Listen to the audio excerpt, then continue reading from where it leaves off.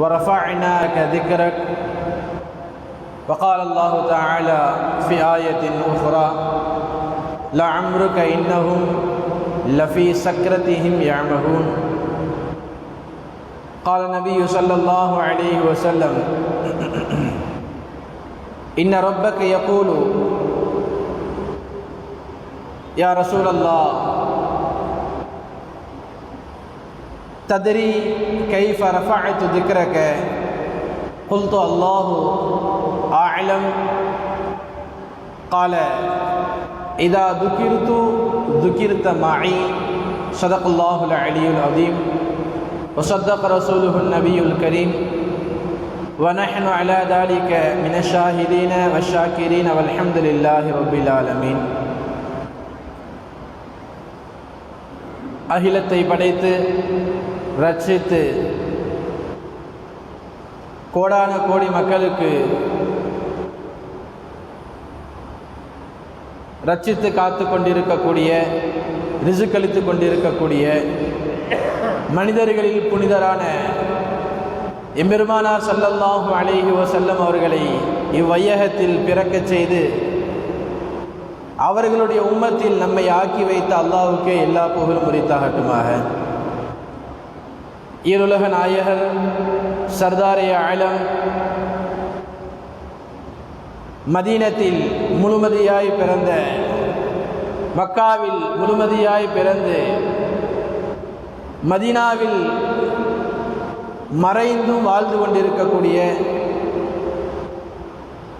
நபிகள் நாயகம் ஸல்லல்லாஹு அலைஹி வஸல்லம் அவர்களின் மீதும் எம்பெருமானார் ஸல்லல்லாஹு அலைஹி வஸல்லம் அவர்களின் பாக்கியம் நிறைந்த குடும்பத்தார்கள் மீதும் பெருமானாருடைய சகவாசத்தை பெற்ற மனித புனிதர்கள் சஹாபாக்களின் மீதும் தாபீன்கள், தபஅத் தாபீன்கள், நாதாக்கள், சுஹதாக்கள், நல்லடியார்கள் நம் அனைவரின் மீதும் அல்லாஹ்வினுடைய சாந்தியும் சமாதானம் நிலவட்டுமாக. கண்ணியத்திற்குரிய அல்லாஹ்வின் நல்லடியார்களே,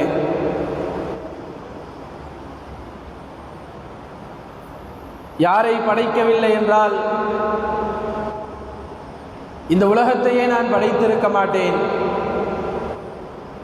என்று ரப்பு தஆலா சொன்னானோ, எம்பெருமானார் ஸல்லல்லாஹு அலைஹி வஸல்லம் அவர்களுடைய உம்மத்தில் பாக்கியமிக்க மக்களாக அல்லாஹ் நம்மை ஆக்கியதற்கு எக்காலமும் இறைவனுக்கு நன்றி செலுத்தக்கூடிய நல்லடியார்களாக அல்லாஹ் நம்மை ஆக்கி அருள் புரிவானாக. நபிகள் நாயகம் ஸல்லல்லாஹு அலைஹி வஸல்லம் அவர்கள் பிறந்த இவ்வையகத்தில் உதித்த இம்மாதத்தில் பெருமானாரை பற்றி பேச, கேட்க, பெருமானாரை பற்றி வாசிக்க இறைவன் ஹக் சுப்ஹானஹு வ தஆலா நமக்கு பாக்கியத்தை அளித்திருக்கிறான். இந்த பாக்கியத்தின் மூலமாக பெருமானாருடைய ஷஃபாஅத்திற்கு தகுதியான மக்களாக அல்லாஹ் நாளை மறுமையில் நம்மை ஆக்கி அருள் புரிவானாக. பெருமானாரை பற்றி நாங்கள் பேசியிருக்கிறோம், பெருமானாரை பற்றி நாங்கள் பேச கேட்டிருக்கிறோம், பெருமானாருடைய வாழ்க்கை வரலாறை நாங்கள் வாசித்திருக்கிறோம், எம்பெருமானாரை பற்றி நாங்கள் சிந்தித்திருக்கிறோம். காரணம், அவர்கள் எங்களுக்கு தலைவர்.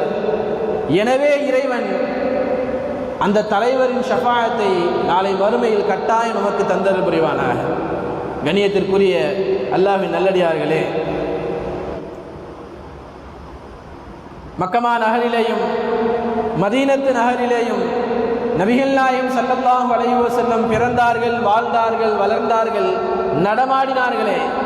அந்த பூமியிலே நாமும் நடமாடி பெருமானார் ஸல்லல்லாஹு அலைஹி வஸல்லம் அவர்கள் பிறந்த அந்த பூமியிலேயும் வாழ்ந்த அந்த பூமியிலேயும் நாமும் சுற்றி வரக்கூடிய, கஅபத்துல்லாவை ஜியாரத்து செய்யக்கூடிய, நபிகளாருடைய ரவுதாவை ஜியாரத்து செய்யக்கூடிய பாக்கியத்தை அல்லாஹ் நமக்கு தந்தருள் புரிவானாக.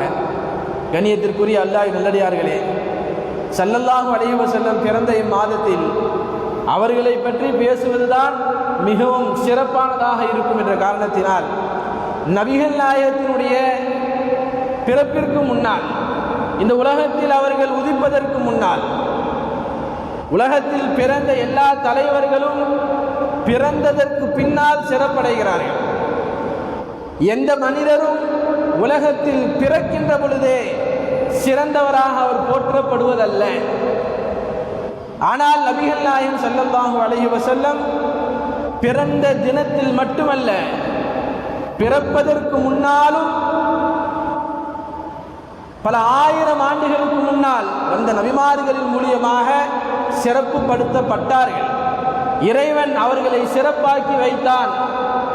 இந்த உலகத்தில் வையகத்தில் உதிப்பதற்கு முன்னால் இப்படி ஒரு தலைவர் வரப்போகிறார், இப்படி ஒரு நபி வரப்போகிறார், என்னுடைய ஹபீப் வரப்போகிறார், இந்த உலகத்திற்கு நீங்கள் அந்த செய்தியை எத்தி வையுங்கள் என்று உலகம் படைக்கப்பட்டு முதல் நபி முதல் மனிதர் இந்த உலகத்தில் காலடி வைக்கின்ற பொழுதே பெருமானாருடைய சிறப்பை அவர் பேச ஆரம்பித்து விட்டார். கண்ணியத்திற்குரியவர்களே, நமக்கெல்லாம் தெரிந்த விஷயம்தான். இந்த வரிசையில் உங்களுக்கு ஞாபகம் ஊட்டுகிறேன். இந்த உலகம் படைக்கப்படுவதற்கு முன்னால் ஆலமுல் அர்வாஹிலே எல்லா நபிமார்களையும் ஒன்று கூட்டினான் இறைவன். وَإِذْ أَخَذَ اللَّهُ مِيثَاقَ النَّبِيِّينَ لَمَا آتَيْتُكُم مِّن كِتَابٍ وَحِكْمَةٍ ثُمَّ جَاءَكُمْ رَسُولٌ مُصَدِّقٌ لِّمَا مَعَكُمْ لَتُؤْمِنُنَّ بِهِ وَلَتَنصُرُنَّهُ என்ற வசனத்தை அல்லாஹ் குர்ஆனிலே இன்றைக்கும் பதிவு செய்திருக்கிறான்.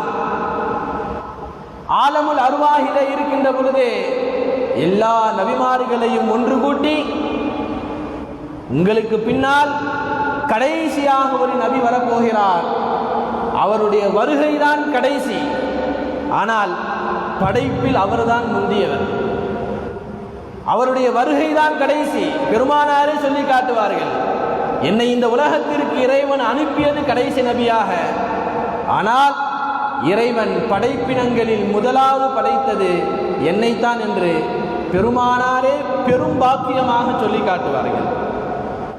எல்லா நபிமார்களின் ரூஹையும் ஒன்று கூட்டி இறைவன் கேட்ட கேள்வி நமக்கு தெரியும் அல்லவா? உங்களுக்கு பின்னால் ஒரு நபி வரப்போகிறார் இந்த உலகத்தில், நீங்களே இன்னும் உலகத்திற்கு போகவில்லை, இனிதான் நீங்கள் உலகத்தில் பிறக்கப் போகிறீர்கள் மனிதர்களாக, ஆனால் உங்களுடைய காலத்திற்கு பின்னால் பல ஆயிரம் வருடங்களுக்கு பின்னால் இந்த சம்பவம் நடந்தது. உலகம் படைப்பதற்கு முன்னால் ஆலமுல் அர்வாஹிலே மனிதர்கள் இந்த உலகத்திற்கு வருவதற்கு முன்னால் நடந்த சம்பவம். அப்ப மனிதர்கள் வந்து பல ஆயிரம் வருடங்களுக்கு பின்னால் பெருமானார் இந்த உலகத்தில் பிறக்கப் போகிறார்கள், அந்த நபியை பற்றி நீங்கள் உலகத்தில் சொல்ல வேண்டும் என்பதாக எல்லா நபிமார்களுடைய ரூஹிடத்திலேயும் அல்லாஹ் ஒப்பந்தம் எடுத்ததாக குர்ஆனிலே இறைவன் பதிவு செய்கிறானா இல்லையா? லதுமினுன்ன பிஹி, அவர்களை நீங்கள் ஈமான் கொள்ள வேண்டும். நமக்கு சொல்லவில்லை, யாரை நபிமார்களாக அல்லாஹ் தேர்ந்தெடுத்தானோ, உலகத்தில் வந்து மக்களை வழிகாட்ட வேண்டும், மக்களுக்கு ஈமானை எடுத்து சொல்ல வேண்டும் என்று இந்த உலகத்திற்கு அனுப்பப்பட்ட நபிமார்கள். கண்ணியத்திற்குரியவர்களே, உங்களுக்கு குறிப்பிட்டு சொல்கிறேன், சாதாரண மனிதர்கள் அல்ல, நபிமார்கள். மக்களை வழிகாட்ட வரக்கூடிய நபிமார்களிடத்தில் இறைவன் ஒப்பந்தம் எடுத்தான், நீங்கள் என்ன ஈமான் கொண்டது போல நாளை கடைசியில் வரப்போகிற நபியையும் நீங்கள் ஈமான் கொள்ள வேண்டும். லதுமினுன்ன பிஹி, நீங்கள் அவரை ஈமான் கொள்ள வேண்டும். அது மாத்திரமல்ல, உங்கள் காலத்தில் அவர் வந்தால் வலதன்சுருன்ன பிஹி, அவருக்கு நீங்கள் உதவி செய்ய வேண்டும் என்ற ஒப்பந்தத்தை எடுத்தான். அந்த ஒப்பந்தத்திற்கு சாட்சியாக அல்லாஹ் இருந்தான் என்ற வரலாறை நாம் கேள்விப்பட்டிருக்கிறோம் அல்லவா? கண்ணியத்திற்குரியவர்களே, இது உலகம் படைப்பதற்கு முன்னால் நடந்த சம்பவம்.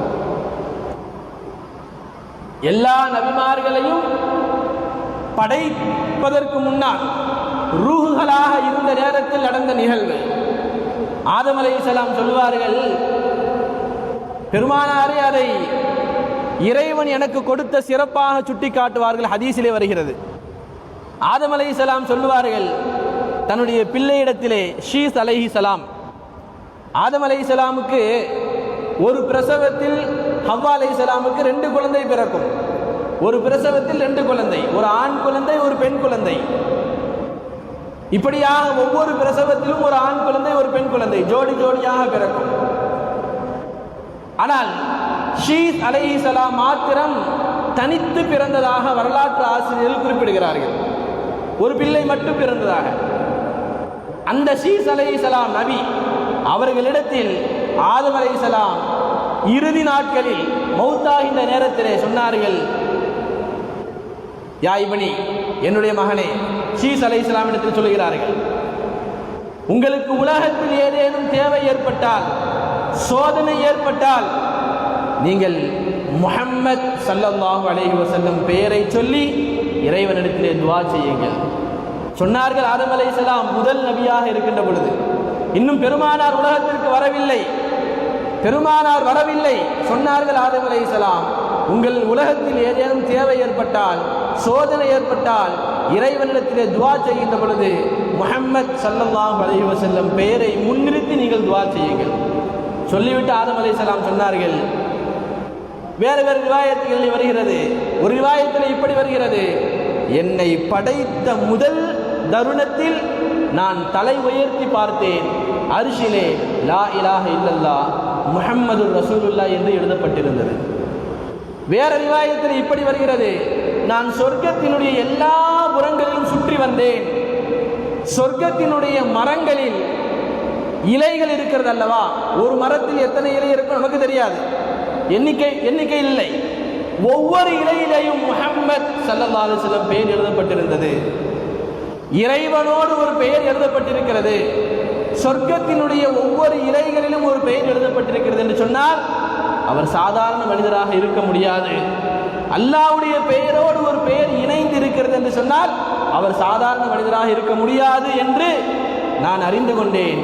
எனவே என்னுடைய தௌபாவிற்கும் நான் பெருமானாருடைய பெயரை முன்னிறுத்தினேன். ஆதம் அலைஹிஸ்ஸலாம் சொல்கிறார்கள், இறைவன் கேட்டானாம் ஆதம் அலைஹிஸ்ஸலாம்கிட்ட, முஹம்மத் ஸல்லல்லாஹு அலைஹி வஸல்லமுடைய பெயரை சொல்லி என்னிடத்தில் நீங்கள் தௌபா செய்தீர்கள், 200 வருஷங்கள் தௌபா செய்தீர்கள், கடைசியாக இறுதியாக எம்பெருமானார் ஸல்லல்லாஹு அலைஹி வஸல்லமுடைய பெயரை சொல்லி நீங்கள் என்னிடத்தில் தௌபா செய்தீர்களே, நான் உங்களுடைய தௌபாவை ஏற்றுக்கொண்டேன், அந்த பெயரை நீங்கள் எப்படி தெரிஞ்சுக்கிட்டீங்கன்னு கேட்டாங்க. அப்போதான் ஆதம் அலைஹிஸ்ஸலாம் சொன்னார்கள், நான் தலை உயர்த்தி பார்த்த நேரத்தில், படைத்த தருணத்தில், என்னை நீ படைத்த நேரத்தில் நான் தலை உயர்த்தி பார்த்தேன், எனக்கு ரூஹு கொடுக்கப்பட்ட நேரத்திலே அரிசிலே உன்னுடைய பெயரோடு பெருமானாருடைய பெயர் எழுதப்பட்டிருந்தது.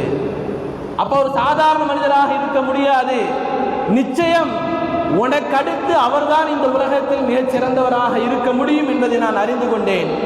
எல்லா நபிமார்களை விட, நபிமார்களுக்கெல்லாம் தந்தையாக இருக்கக்கூடிய என்னை விட அவர் சிறந்தவராக இருப்பார் என்பதை நான் புரிந்து கொண்டேன். எனவே நான் அவருடைய பெயரை சொல்லி உன்னிடத்திலே துவா செய்தேன், தௌபா செய்தேன் என்பதாக ஆதம் அலைஹிஸ்ஸலாம் சொல்லி காட்டுவார்கள். கண்ணியத்திற்குரியவர்களே, தௌராத் வேதம், இஞ்சில் வேதம் நம்மெல்லாம் கேள்விப்பட்ட செய்திதான். எல்லா வேதங்களிலும் பெருமானாரை பற்றி உண்டான வருகைகள் நமக்கு சொல்லி காட்டிப்பட்டு கொண்டே இருந்தது. ஒவ்வொரு நபிமார்களும் சொல்லி காட்டிக்கொண்டே இருந்தார்கள். கண்ணியத்திற்குரியவர்களே, பெருமானாருடைய பிறப்பும் சாதாரணமானதல்ல, பெருமானாருடைய வாழ்வும் சாதாரணமானதல்ல என்பதை நான் உங்கள் நினைவுக்கு தருகிறேன். மக்காவிலேயும் மதீனாவிலேயும் தெருக்களில் நாம் அலைகின்ற பொழுது இறைவனுடைய மிகப்பெரிய கிருபையினால், உங்களுடைய துவா பரக்கத்தினால் கடந்த மாதம் இன்றைய தினம் நான் மக்காவிலே இருந்தேன். உம்ரா செய்யக்கூடிய வாய்ப்பு அல்லாஹ் எனக்கு கொடுத்தான். கடந்த மாதம் இன்றைய தினம் மக்காவிலே நான் இருந்தேன். நேற்றைய இரவு முதல் உம்ராவை முடித்தேன். இன்றைய தினம் காபத்துல்லாவிலே இருக்கக்கூடிய பாக்கியத்தை அல்லாஹ் எனக்கு கொடுத்தான். மக்காவிலேயும் மதீனாவிலேயும் நாம் ஒவ்வொரு இடங்களையும் பார்க்கின்ற பொழுது நாம் வரலாற்றிலே கேள்விப்பட்ட, கிதாபுகளிலே படித்த ஒவ்வொரு சம்பவங்களும் நம்முடைய உடம்பில் புல்லரிக்க வைக்கிறது. எத்தனையோ நிகழ்வுகள் கேள்விப்பட்டிருக்கிறோம், வரலாறுகளிலே புத்தகங்களிலே படித்திருக்கிறோம். நாம் அந்த இடத்திற்கு சென்று அந்த நிகழ்வுகள் நடந்த இடங்களை பார்க்கின்ற பொழுது இறைவன் நமக்கு பேர் ஆச்சரியத்தையும் அதிர்ச்சியும் கொடுக்கிறார். ஒரு நிகழ்வு எனக்கு ஞாபகம் வருகிறது. மக்காவிலிருந்து மதீனாவிற்கு செல்கிறோம். மக்காவினுடைய நாட்கள் முடிந்து மதீனாவிற்கு ஜியாரத்திற்காக வேண்டி செல்கிறோம். கிட்டத்தட்ட நமக்கெல்லாம் தெரியும், சென்று வந்த ஹாஜிமார்களுக்கு ஒரு 400-500 கிலோமீட்டர் இருக்கும். நாங்கள் பத்ரு சுற்றி போனதுனால கொஞ்சம் கிலோமீட்டர் வேறு அதிகமாயிடுச்சு. மக்காவிலிருந்து மதினாவிற்கு செல்லக்கூடிய பாதைகள் சென்று வந்த ஹாஜிமார்களுக்கு தெரியும், நம்முடைய பாதை ரோடு மாதிரி இருக்காது. அதாவது ரோட்டுக்கு பக்கத்தில் நம்ம ஊரில் கடை தெருவெல்லாம் இருக்கும் அல்லவா, கடைகள் இருக்கும், வீடுகள் இருக்கும், அந்த மாதிரிலாம் இல்லை. எனக்கு பார்த்து விட்டு ஆச்சரியமாகினது. எனக்கு பக்கத்தில் அமர்ந்திருந்த நபர்களிடத்தில் நான் சொல்லிக் கொண்டு வந்தேன், பாலைவனமாக இருக்கிறது, 300 கிலோமீட்டர் பஸ் போய்கொண்டே இருக்கிறது, பேருந்து 2 மணி நேரம் 3 மணி நேரம் போய்கொண்டிருக்கிறது. வெறும் பாலைவனம், ஒரு கடை தெரியவில்லை, ஒரு வீடு தெரியவில்லை. 200 கிலோமீட்டர் 300 கிலோமீட்டர் பயணித்தாலும் பாலைவனம் தான் தெரிகிறது. நம்ம பஸ்ஸில் போய்கிட்டு இருக்கோம், ஏசி பஸ்ஸில்.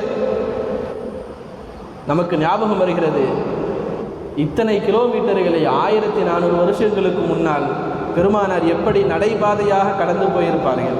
ஹிஜ்ரத் போனாங்களா இல்லையா? மக்காவிலிருந்து மதினாவிற்கு ஹிஜ்ரத் போனாங்களா இல்லையா? நடந்து தானே போனாங்க. அந்த பாலைவனத்தில், அதுவும் இன்றைக்கல்ல, 1400 வருஷங்களுக்கு முன்னால் நம்ம அந்த பஸ்ஸில் போய்கிட்டு இருக்கும்போது இறங்கி ஒரு இடத்த பார்க்குறோம். இறங்கி பார்த்துட்டு திரும்பி பஸ்ஸுக்குள்ளே ஏறும்போது அல்லாஹு அக்பர், உடனே 2 வாட்டர் கேன் தண்ணி குடிக்கிற மாதிரி இருக்கு.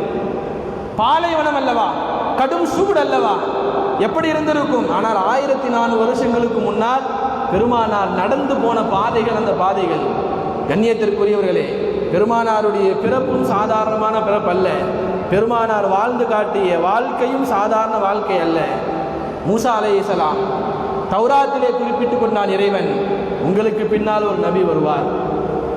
ஈசா அலைஹிஸ்ஸலாம் வமுபஷ்ஷிரம் பிரசூலின் யஅதி இஸ்முஹு அஹ்மத், எனக்கு பின்னால் ஒரு நபி வருவார், அவருடைய பெயர் அஹ்மத் என்பதாக ஈசா அலைஹிஸ்ஸலாமும் பெருமானாரை பற்றி சுப செய்தி சொன்னார்கள் அல்லவா. கண்ணியத்திற்குரிய நிறைய வரலாறுகள் இருக்கிறது. நாம் கேள்விப்பட்ட வரலாறுகள், கேள்விப்படாத நிறைய வரலாறுகள் இருக்கிறது. பெருமானாருடைய வருகையை சொன்ன வரலாறுகள். கண்ணியத்திற்குரியவர்களே, தௌராத்திலே இறைவன் இன்றைக்கு குர்ஆனிலே பெருமானாரை பற்றி சொன்ன வார்த்தைகளில் சில வார்த்தைகள் தௌராத்திலே வந்திருக்கிறது. யா அய்யுஹன் நபியு இன்னா அர்ஸல்னாக ஷாஹிதன் வ முபஷ்ஷிரன் வ நதீரா, இன்றைக்கு குர்ஆனிலே இருக்கக்கூடிய வசனம்.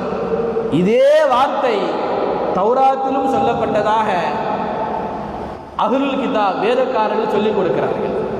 கண்ணியத்திற்குரியவர்களே, அல்லாஹ் சுப்ஹானஹு வ தஆலா நபிகள் நாயகம் ஸல்லல்லாஹு அலைஹி வஸல்லம் உடைய வருகையை பல நேரங்களில் பல இடங்களில்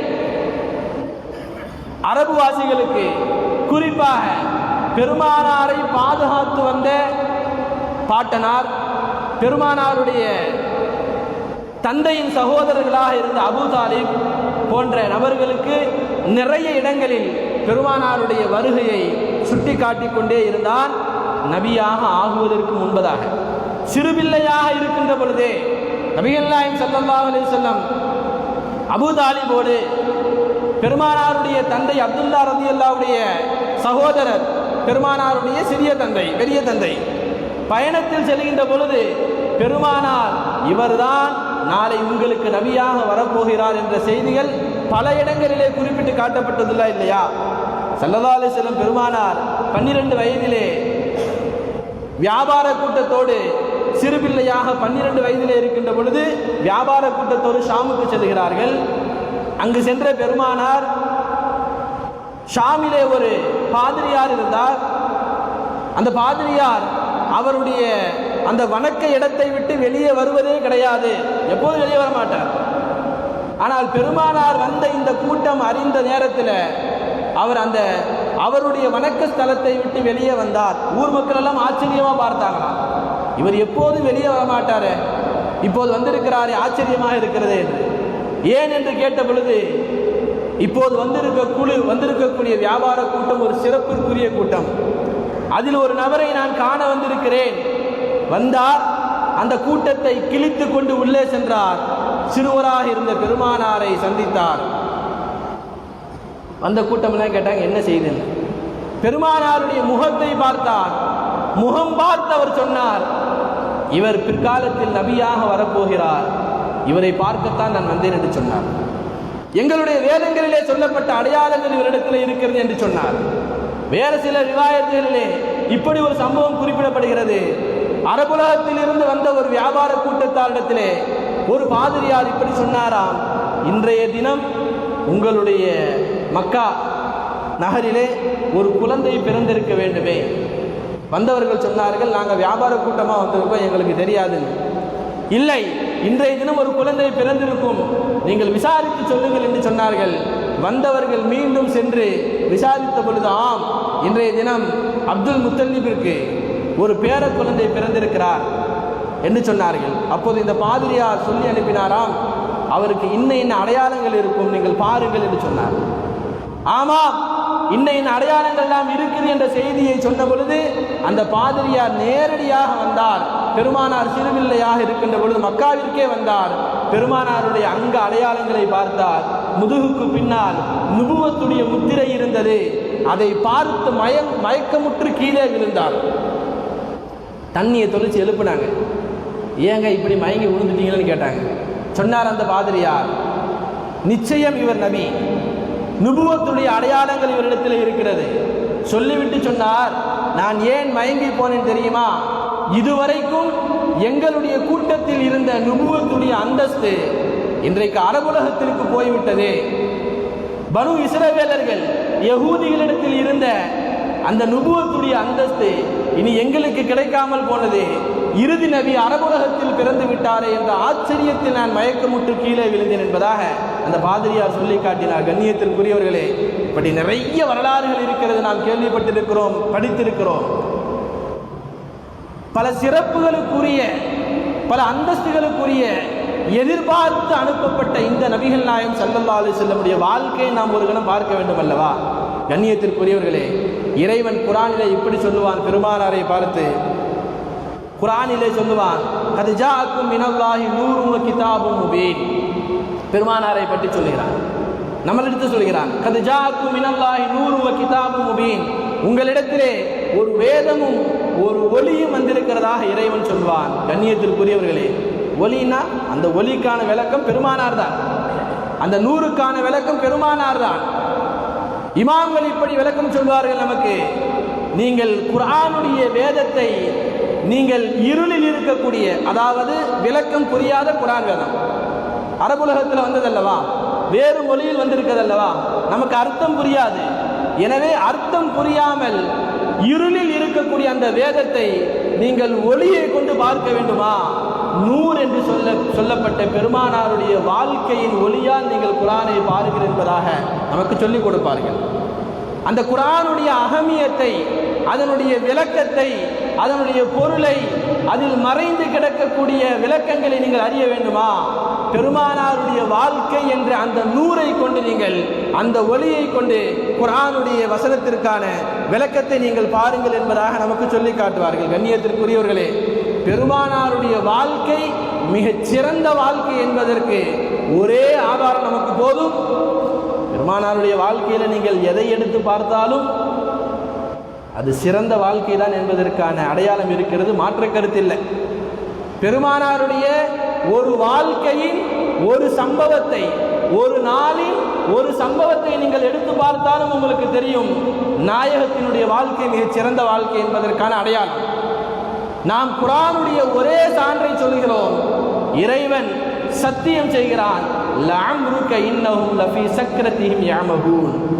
உங்களுடைய வாழ்க்கையின் மீது சத்தியமாக என்பதாக பெருமானார் ஸல்லல்லாஹு அலைஹி வஸல்லமுடைய வாழ்க்கையை சத்தியம் செய்தான் அல்லவா?